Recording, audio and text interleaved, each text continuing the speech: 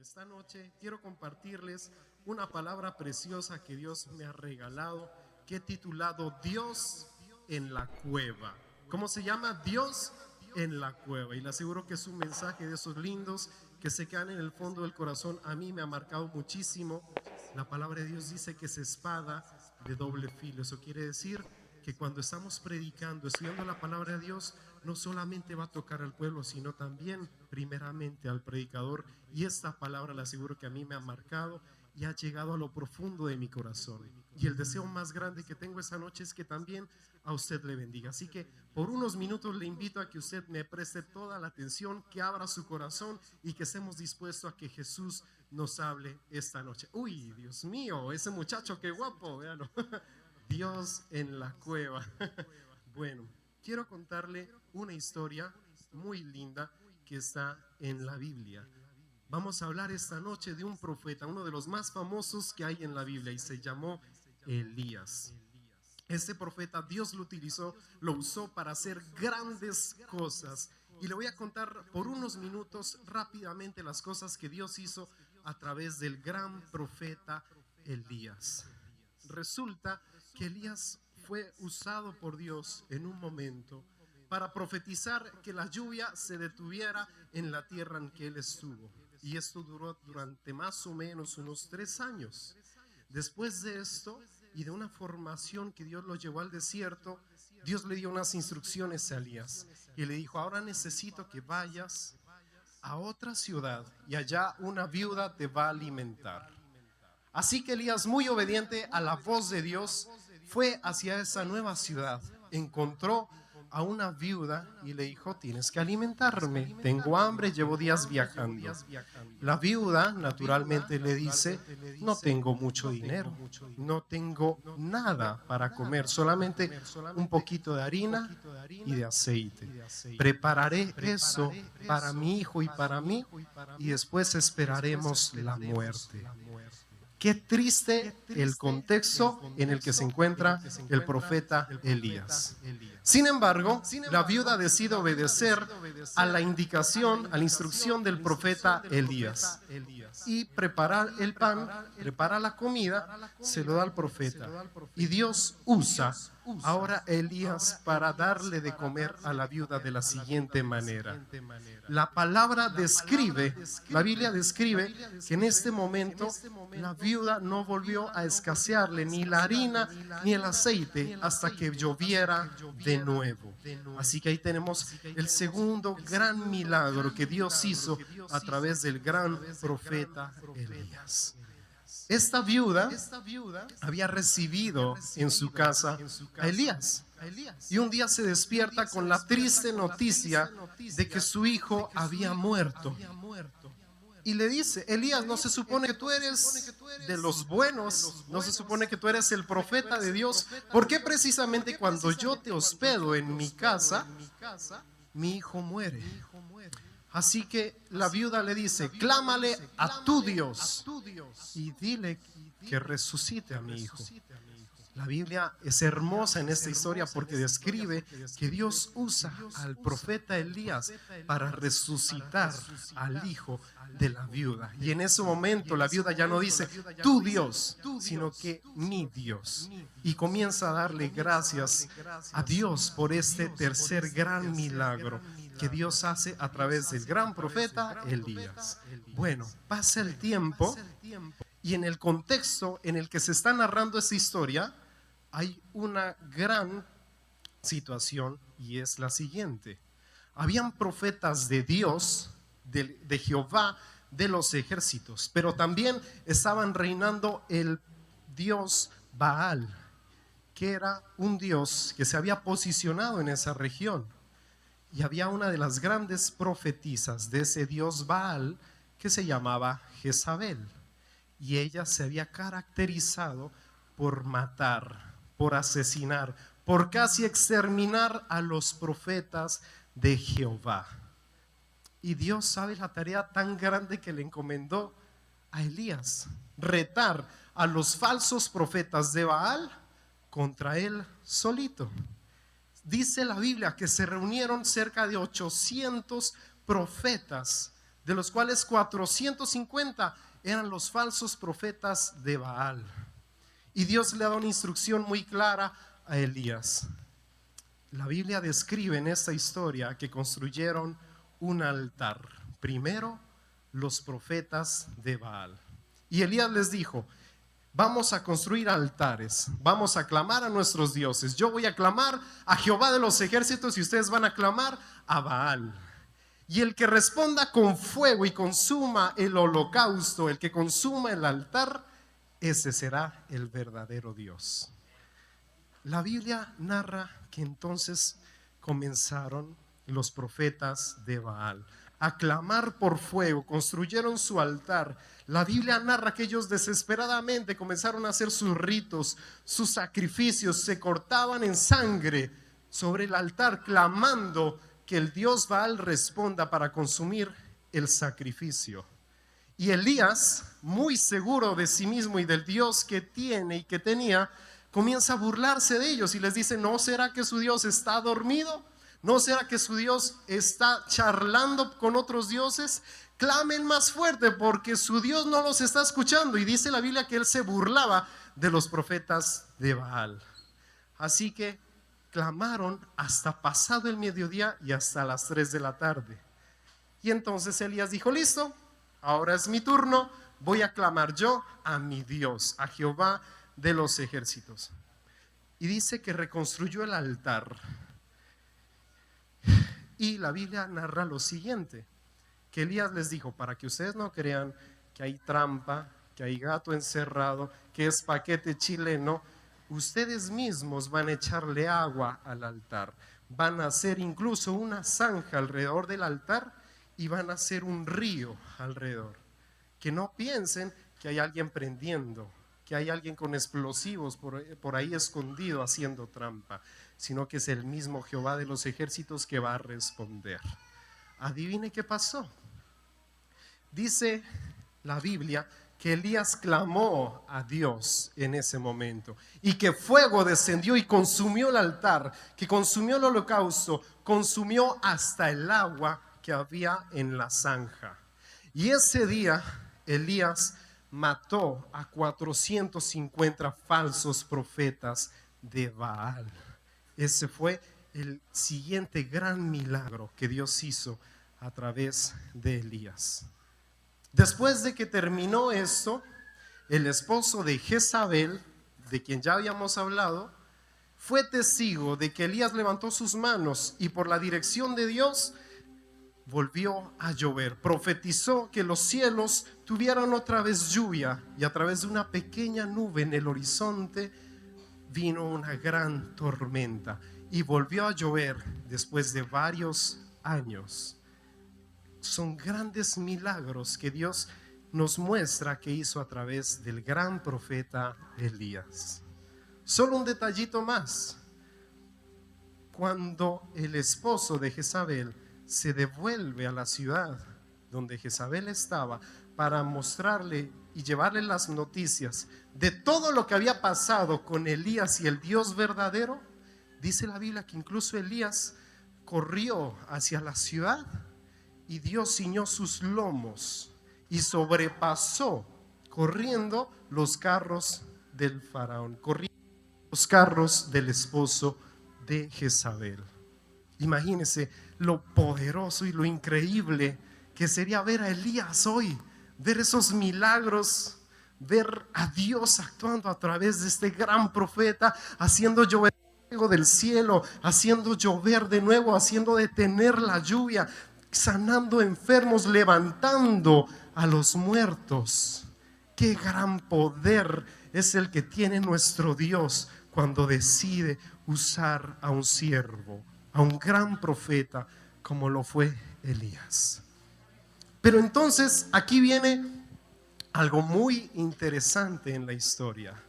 Después de todas estas grandes victorias, resulta que Jezabel amenaza a Elías y le dice: lo voy a matar en 24 horas. Eso llega a los oídos de Elías y él claramente tiene miedo. ¿Por qué? Porque no es cualquier voz la que le está diciendo, es la voz de la hija del rey. Es la voz de alguien que cuando decía lo voy a matar, lo hacía, porque había casi exterminado a todos los profetas de Dios verdadero, de Jehová de los ejércitos. Y la Biblia describe que ese fue un punto de quiebre para Elías. Nos muestra la historia que Elías se aparta de sus siervos, se va solo al desierto y se esconde en una cueva. Y dice la Biblia que él desea morirse y le pide a Dios la eutanasia. Le dice: Dios mío, yo quiero que me mates, tengo miedo.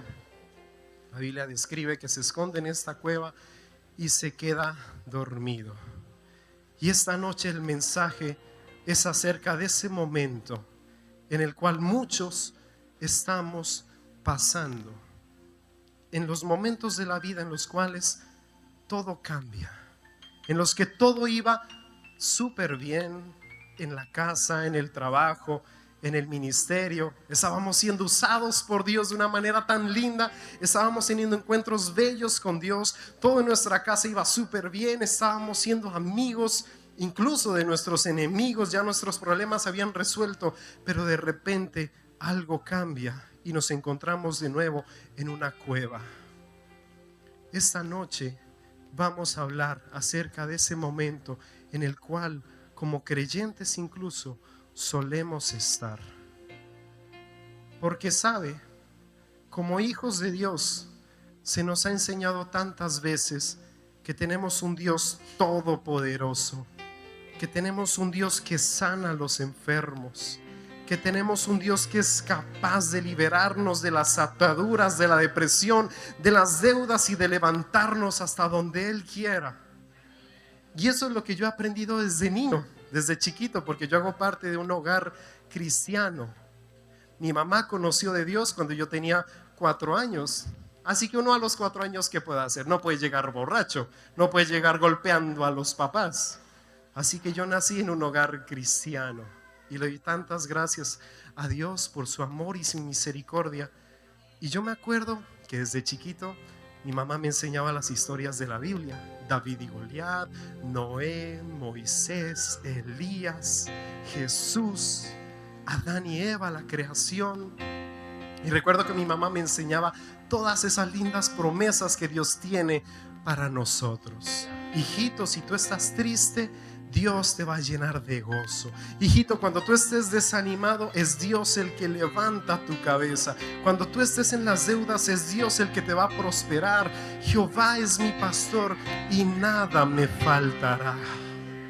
Qué lindas todas esas promesas. Pero cuando yo fui creciendo, me di cuenta que muchas de esas cosas no siempre sucedían.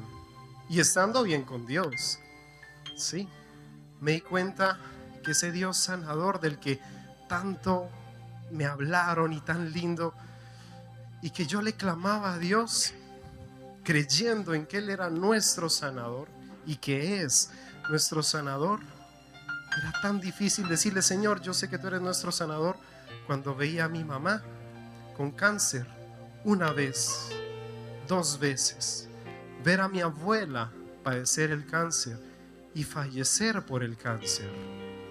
Y uno comienza a preguntarse: ¿qué pasó con el Dios sanador? Recuerdo que ese día, previo a que mi abuela falleciera, mi mamá decide no hacerle un procedimiento para que ella pudiera seguir respirando. Y ella lo hace creyendo en Dios y dice: no, yo sé que Dios la va a sanar.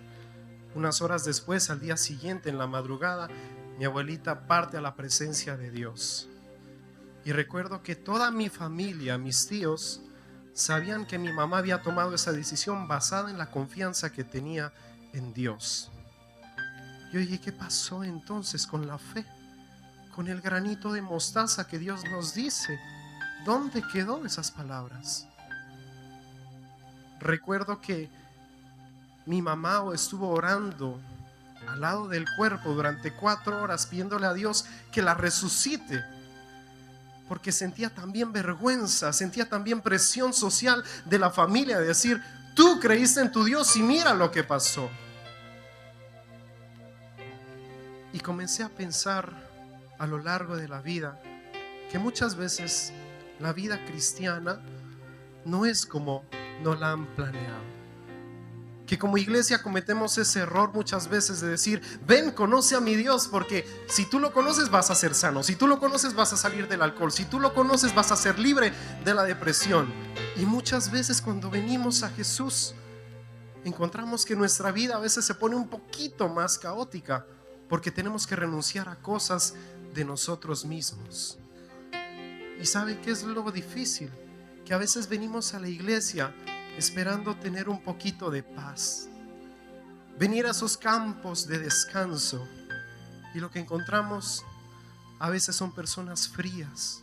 Cometemos ese error y decimos: si tú no estás siendo sanado es porque te falta fe, si tú no has sido prosperado es porque te falta todavía más honra hacia Dios, si tú no eres libre es porque no lo has decidido. Y a veces uno, por más que quiera, las cosas no se dan y nos encontramos en esa cueva.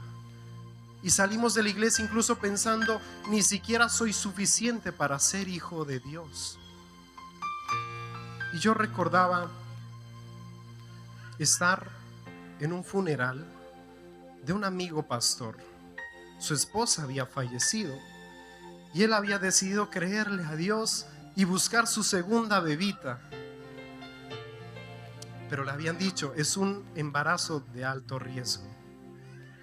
Sin embargo, él decidió creer en Dios, pero lamentablemente su esposa sufrió preeclampsia y falleció. Y recuerdo que esa noche todos los hermanos de la iglesia se acercaban y con un corazón sano le decían: tranquilo, van a venir bendiciones grandes de parte de Dios. Seguramente su ministerio tiene algo espectacular que contar, porque algo querrá Dios al llevarse a su esposa. Y recuerdo que yo pensaba: quizás él no está esperando esa respuesta. Quizás la respuesta, no tan espiritual, pero sí humana, sería decirle: tranquilo, yo también perdí a mi esposa y te entiendo. Quizás en ese momento de estar en la cueva no necesitamos palabras de fuerza y de reto, sino que estamos buscando simplemente que alguien nos diga: tranquilo, yo te entiendo. ¿Sabe qué es lo lindo?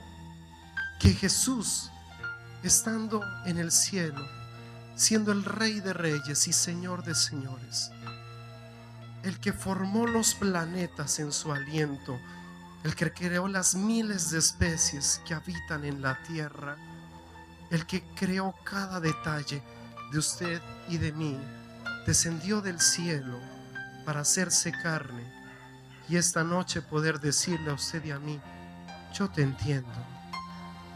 Tu cuerpo está agobiado, está enfermo. Quizás esa es tu cueva hoy. Pues Jesús te dice esta noche: a mí mi cuerpo también me lo laceraron, así que yo te entiendo. Que a veces tú quieres fortalecerte y dices: no importa, aunque esté enfermo, yo voy a fingir que todo está bien y le voy a colocar pecho a la brisa y voy a estar alegre, voy a estar en gozo, a pesar de que no pueda caminar, a pesar de que tenga este dolor, a pesar de que me duela la cabeza, voy a estar bien. Pero te encuentras con ese día en el cual tu cuerpo físicamente no da más y te dice: no puedes, no siempre querer es poder. Pues ¿sabes qué te dice Jesús esta noche? Yo también, cuando estaba mi cuerpo desgarrado, quise cargar la cruz por ti y no podía hacerlo solo. Así que yo te entiendo. Quizás tu cueva esta noche es que has pasado noches en depresión, noches sin poder dormir, porque tienes deudas que pagar, porque tienes problemas graves al siguiente día, porque te preocupa cómo están tus hijos, porque tienes un problema en el cual no tienes solución y no puedes dormir hace días.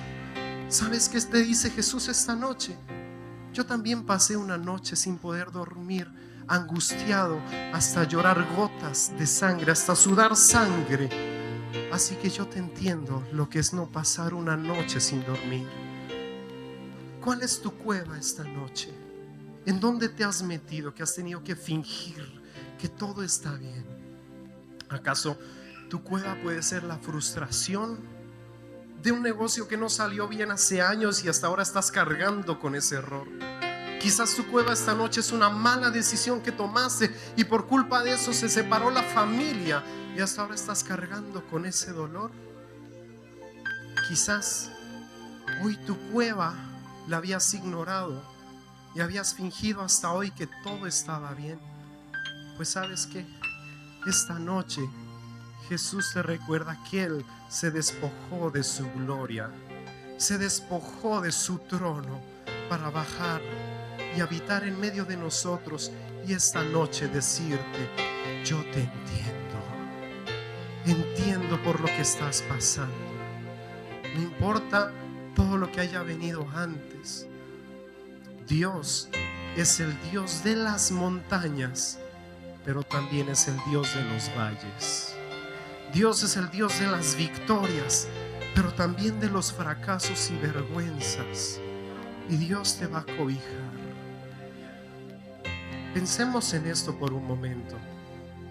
Usted, como padre de familia, ama a sus hijos solamente cuando hacen méritos que le dan orgullo a usted, o si usted lo acompaña, no sé, a un musical del colegio, de la escuelita, y usted lo ve que él se tropieza, se cae, se va llorando y se arrincona y se sale. Usted se queda grabando a los demás, cómo se cayó mi hijo, o usted sale corriendo para abrazarlo.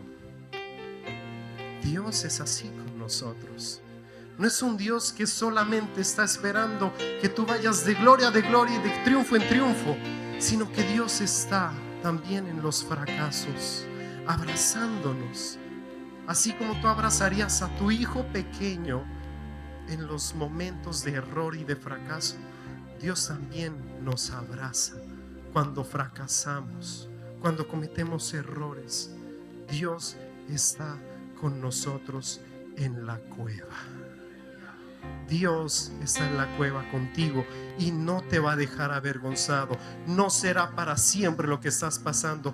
Dios está contigo y el mismo Dios que hizo los milagros antes los hace hoy y los seguirá haciendo por siempre. ¡Aleluya! Servimos a un Dios todopoderoso. Servimos a un Dios que no nos ha abandonado.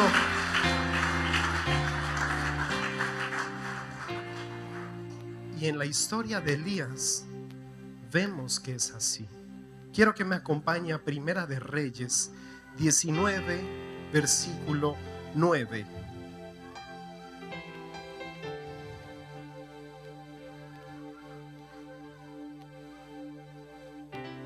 Y dice así la palabra de Dios: y allí se metió en una cueva donde pasó la noche, y vino a él palabra de Jehová, el cual le dijo: ¿qué haces aquí, Elías?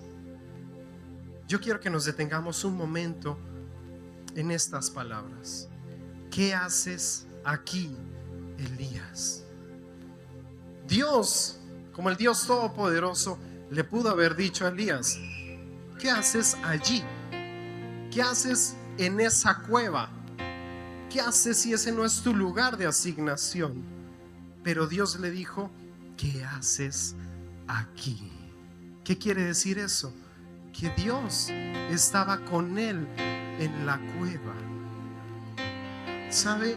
Lo más interesante de esta historia es que todas las cosas que habían sucedido, todos los milagros que habían sucedido, estaban guiados por Dios. Rápidamente vamos a Primera de Reyes 18:36, porque quiero que nos demos cuenta de esto, que todo lo que había hecho Elías hasta ese momento fue dirigido por Dios.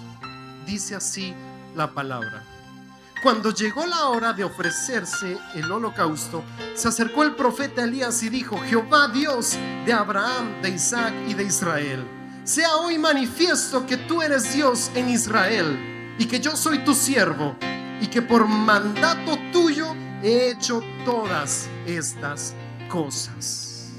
Es decir, que hasta ese momento Elías había hecho todo lo que Dios le había ordenado, pero no hay registro de que Dios le hubiese ordenado ir a la cueva. Y sin embargo, Dios estaba con él ahí.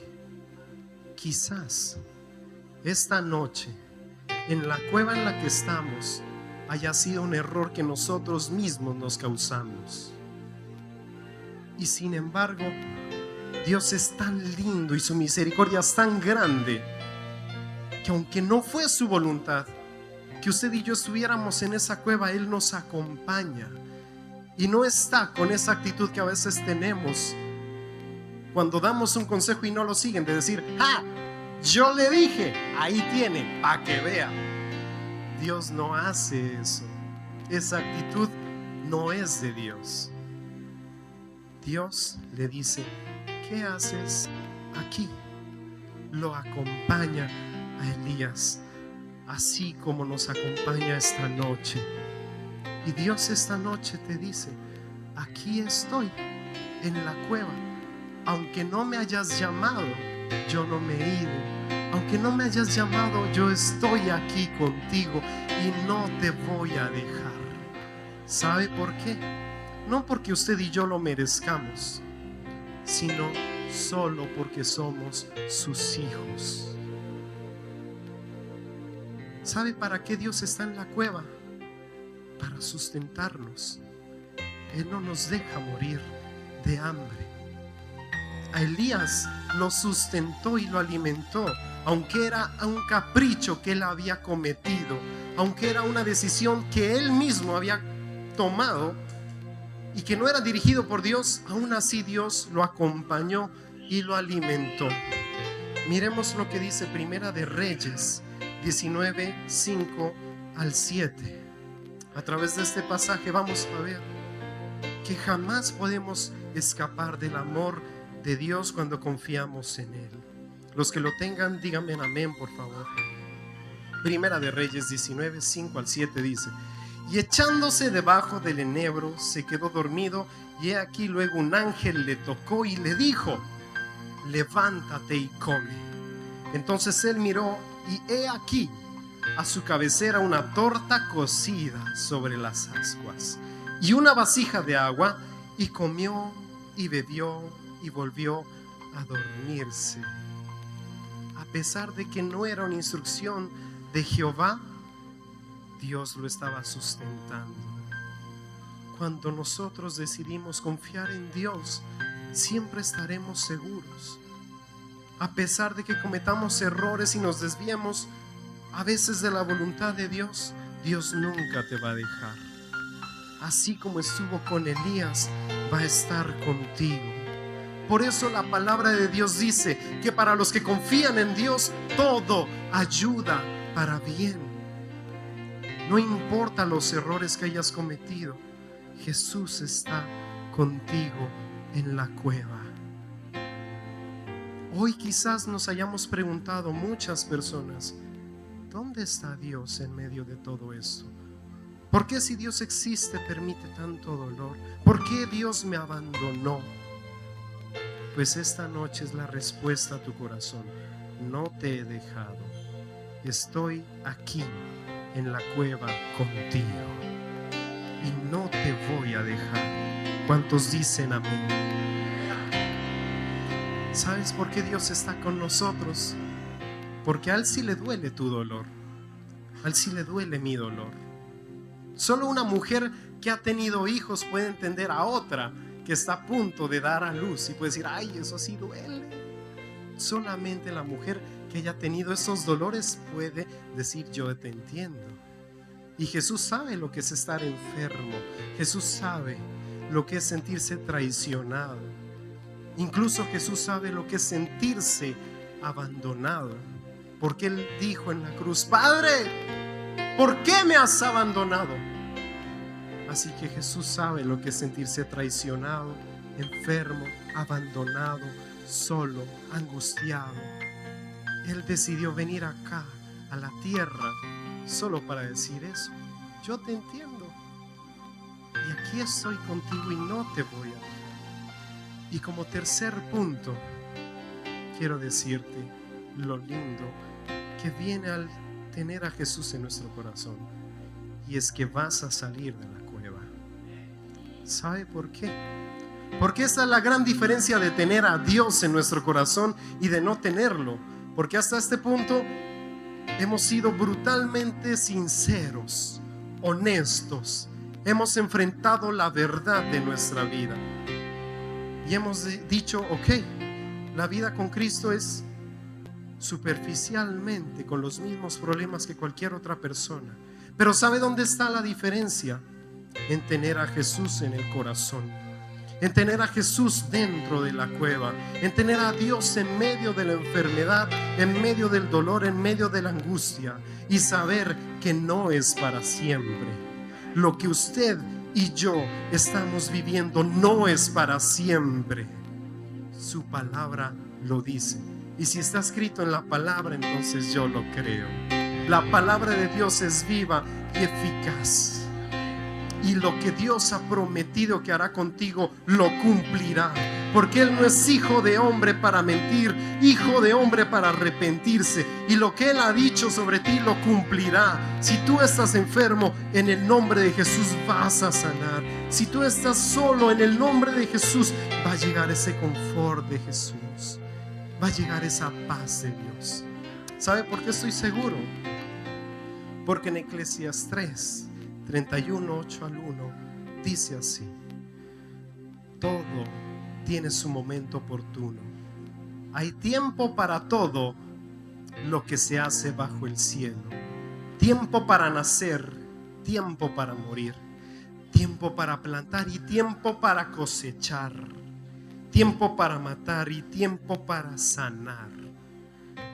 Hay tiempo para destruir y tiempo para construir, tiempo para llorar y tiempo para reír, tiempo para estar de luto y tiempo para bailar, tiempo para esparcir piedras y tiempo para recogerlas, tiempo para abrazar y tiempo para apartarse, tiempo para buscar y tiempo para perder, tiempo para guardar y tiempo para desechar, tiempo para rasgar y tiempo para coser, tiempo para callar y tiempo para hablar, tiempo para amar y tiempo para odiar, tiempo para la guerra y tiempo para la paz. ¿Qué nos muestra aquí la palabra? Que en esta vida todo hace parte del plan de Dios. Pero lo bonito es que aquí no nos muestra solamente el tiempo de llorar, el tiempo de romper, el tiempo de sembrar, sino que nos muestra que hay tiempo para reír, tiempo para bailar, tiempo para gozar, tiempo para cosechar, tiempo para abrazar, tiempo para disfrutar. Por eso esta noche quiero decirte, vas a salir de la cueva, porque Dios lo que ha prometido lo hará en ti. Y el tiempo de sembrar puede que hoy haya terminado y venga el tiempo para cosechar. Que el tiempo de enfermarse haya terminado y llega el tiempo para sanar. Esa es la gran diferencia que tenemos cuando habitamos bajo la presencia de Dios, que tenemos la esperanza viva de que no todo está perdido. Qué difícil sería vivir una vida sin esa esperanza y decir: Dios mío, yo sé que estoy en la cueva, pero sé que tú me vas a sacar de aquí. Que así como lo hiciste con Elías, me vas a levantar a mí. ¿Sabe cómo hacemos entonces para salir de la cueva? Porque no es solamente creer, ya hoy salí. No, hay un proceso. Acompáñeme rápidamente a ver lo que pasó con Elías. En Primera de Reyes 19, 11 al 12.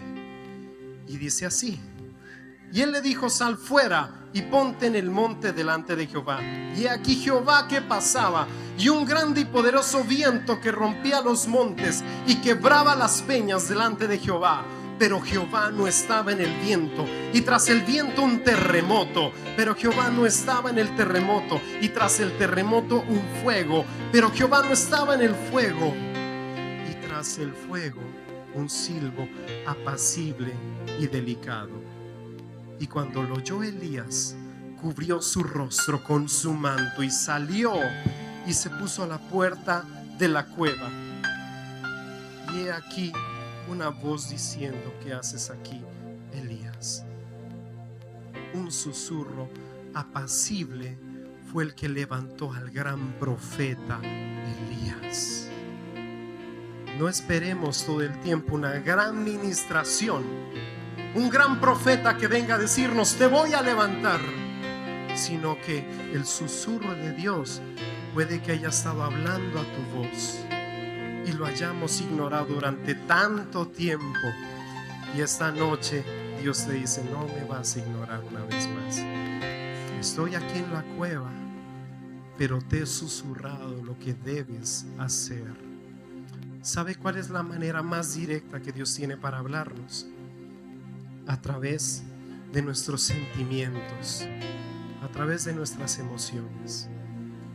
Cierre unos minuticos sus ojos ahí donde está y escuche ese susurro apacible de Dios, porque ahí está la respuesta para salir de la cueva en la que te habías metido. Jesús está esta noche y te dice: tranquilo, hijo mío, fue tu error, no lo planeé quizás, pero aquí estoy contigo. Y escuche el susurro de su voz, porque quizás muchos esta noche ya saben lo que deben hacer para salir de esa cueva, y hemos sido necios y hemos desviado la atención de esa voz que nos ha hablado a nuestro interior. Tú ya sabes qué hacer. Tú ya sabes qué hacer para salir de la cueva. Espíritu Santo, sopla esta noche con un viento apacible. Señor, háblanos por favor a cada corazón. Háblanos, Señor, a cada corazón. Trae el consuelo de aquella persona que ha estado cargada esta noche. Hoy Jesús te dice: no te había dejado, había estado al lado tuyo todo este tiempo. Aquí estoy, desahógate en mis brazos, abre tu corazón, llora porque estás segura en mis brazos. Aquí siempre estuve al lado tuyo y no te dejé ni un solo momento.